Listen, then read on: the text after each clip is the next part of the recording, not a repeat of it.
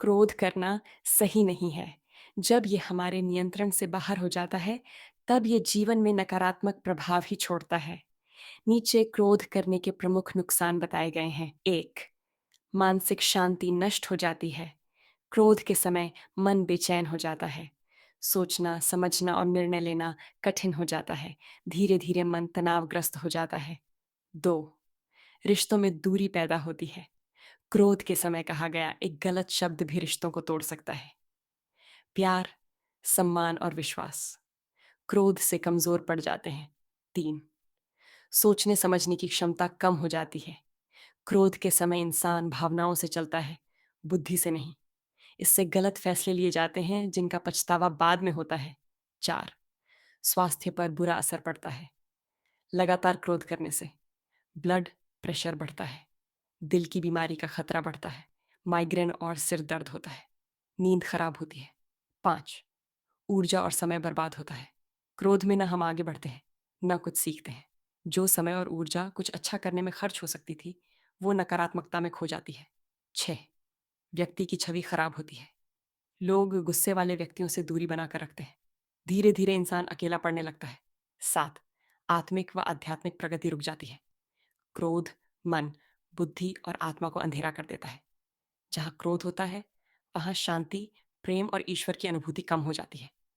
समाधान: क्या करें? गहरी सांस लें, 10 सेकंड रुकें, पानी पी लें, स्थिति को तटस्थ होकर देखें, प्रतिक्रिया देने से पहले सोचें, पूजा, पाठ, जप, तप, ध्यान करें, भगवान को याद करें। याद रखें, क्रोध एक ऐसी अग्नि है जो पहले आपको जलाता है, फिर दूसरों को। शांत रहना कमजोरी नहीं, बल्कि सबसे बड़ी शक्ति है। प्रेरक संदेश: कभी भी क्रोध को अपने ऊपर राज करने मत दो, क्योंकि क्रोध वो ताला है जो बुद्धि, शांति और समझ को बंद कर देता है। जब तुम शांत रहते हो, तब तुम्हारा मन सही निर्णय लेता है और जीवन का मार्ग स्पष्ट दिखाई देता है। याद रखो, शांत रहना हार नहीं, बल्कि जीत है। जो स्वयं को जीत लेता है, वही सच्चा विजेता होता है। जब कोई स्थिति तुम्हें क्रोधित करती है, तो सोचो, क्या ये मेरी शांति से ज्यादा महत्वपूर्ण है? अधिकतर उत्तर होगा नहीं। धीरे धीरे तुम महसूस करोगे कि शांति तुम्हारी शक्ति है और तुम उस स्तर पर पहुंच चुके हो जहां लोग तुम्हें नहीं। तुम स्थितियों को नियंत्रित करते हो। आज से संकल्प लो, मैं प्रतिक्रिया गुस्से में नहीं दूंगा, मैं जवाब बुद्धि से दूंगा। एफर्मेशंस फॉर पीस एंड कैलमनेस: इन पंक्तियों को रोज 3 बार बोलें।